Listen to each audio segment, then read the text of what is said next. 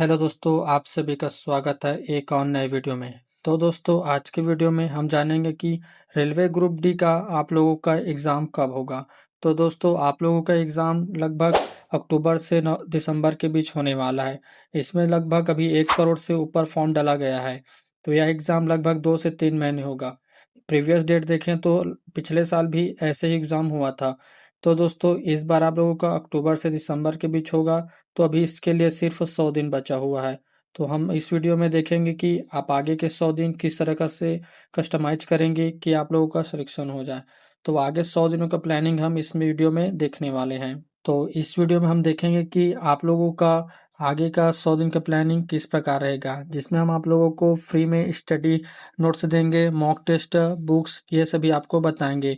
इसके साथ ही साथ हम आप लोगों को यहाँ पर कंप्लीट सिलेबस किस तरीके से पूरा करेंगे इन 100 दिनों में, और उसका विथ रिवीजन कैसे करेंगे कि आप लोगों का सिलेबस भी पूरा होना चाहिए प्लस आपका रिवीजन भी पूरा हो जाना चाहिए। तो दोस्तों, आगे भी इस वीडियो में देखते हैं कि आप लोग अगले 100 दिनों में वाई ओनली 100 डेज, सिर्फ 100 दिन के लिए यह प्लान क्यों बनाया गया है। क्योंकि आप लोगों को पता है कि एग्ज़ाम लगभग अक्टूबर से दिसंबर के बीच होगा।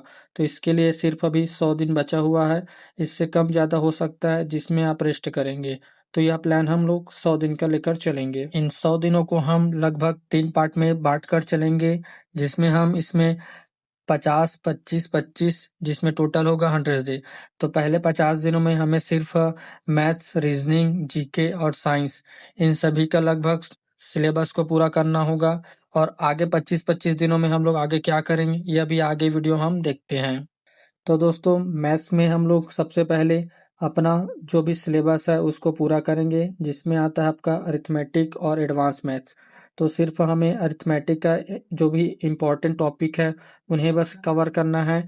और जो एडवांस में है वह सिर्फ मोस्ट जो आस्क क्वेश्चन रहते हैं, जो कुछ कुछ टॉपिक रहते हैं, जैसे ट्रायंगल को हो गया और आप लोगों का ट्री वाला हो गया, वह सभी हम टॉपिक बस करेंगे। और अरिथमेटिक में हम लगभग पर डे 50 क्वेश्चन करेंगे, जो होगा आप लोगों का प्रीवियस ईयर बेस्ड है, जिसमें हम किरण और पिनाकल के बुक से करने वाले हैं।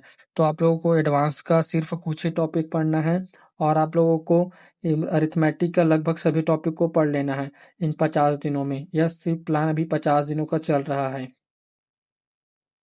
उसी तरीके से अगर हम रीजनिंग का देखते हैं कि आप लोगों को आने वाले 50 दिनों में क्या करना है, तो इसमें आपको जो भी पहले हार्ड टॉपिक हैं, जैसे कि क्लॉक हो गया, कैलेंडर हो गया, आपका डिस्टेंस एंड डायरेक्शन हो गया, क्यूब हो गया, यह सभी आपको करना है। ब्लड रिलेशनशिप हो गया, यह सभी टॉपिक आपको सबसे पहले पूरा करना है, जिससे आप लोगों का हार्ड टॉपिक पहले हो जाए और आप लोगों को बचा हुआ सरल टॉपिक आप डेली प्रैक्टिस में करते रहें। हार्ड टॉपिक भी आपको इस तरीके से करना है कि आप लोगों को सबसे पहले थ्योरी पढ़ना है, फिर उसके बाद उसमें से 50 क्वेश्चन पर डे लगाना है।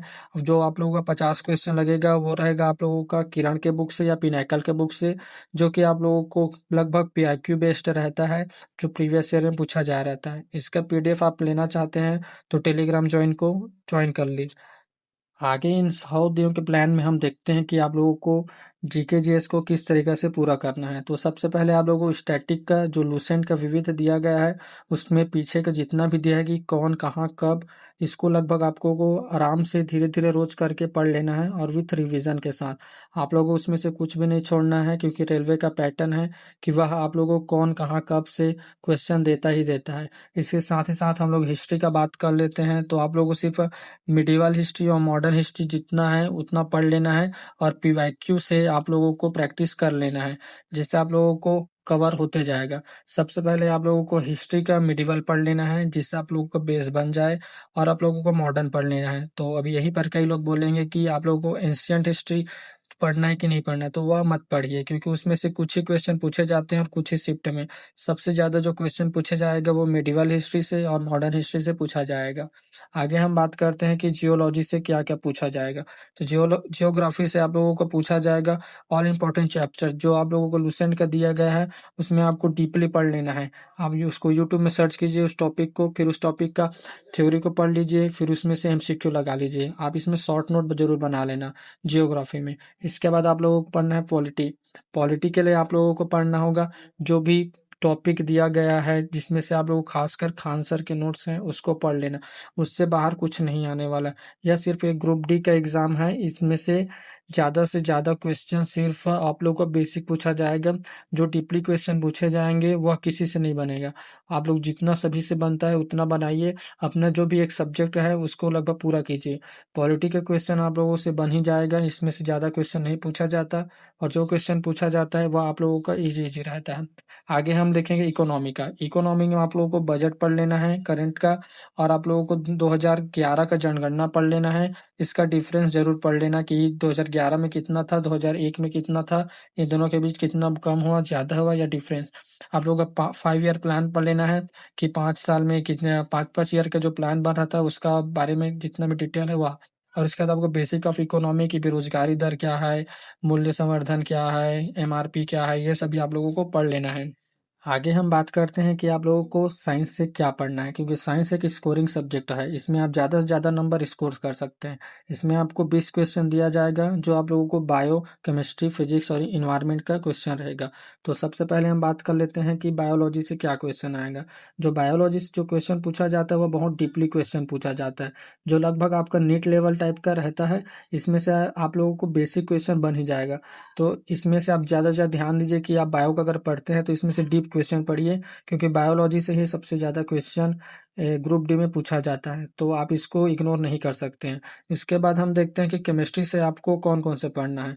तो केमिस्ट्री जो इंपॉर्टेंट चैप्टर रहते हैं, जो आप लोगों को आगे वीडियो में बता दूंगा, उसमें आप लोगों को सिर्फ उस चैप्टर को पढ़ना है। आप किसी भी ऑथेंटिक बुक से पढ़िए, क्योंकि उन्हीं से कुछ चैप्टर पूछे जाएंगे। जो ग्रुप डी का जो पेपर होता है उसमें सिर्फ आप लोगों को केमिस्ट्री और बायोलॉजी से ही क्वेश्चन ज़्यादा पूछे जाते हैं, बाकी से 1 या 2 नंबर का क्वेश्चन पूछा जाता है।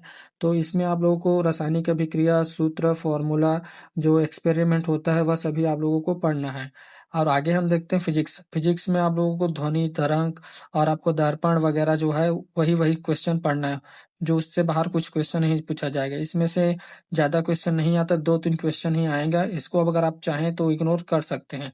इसके बाद इन्वायरमेंट से, इन्वायरमेंट में आप लोगों को पोषण स्तर, इन्वायरमेंट, खाद्य जाल, यह सभी पूछा जाएगा, जो आपको रिलेट होगा, जो आप लोग करंट से रिलेट रहता है उन्हीं से क्वेश्चन इन्वायरमेंट से पूछ दिया जाता है। तो इसको आप बेसिक क्वेश्चन पढ़िए और करंट के साथ अपडेट रहिए। थैंक यू दोस्तों। आगे का वीडियो आप लोगों को मिलता रहेगा। इसके साथ ही साथ चैनल को सब्सक्राइब जरूर कर लें, ताकि हम आप लोगों को अपडेट देते रहें।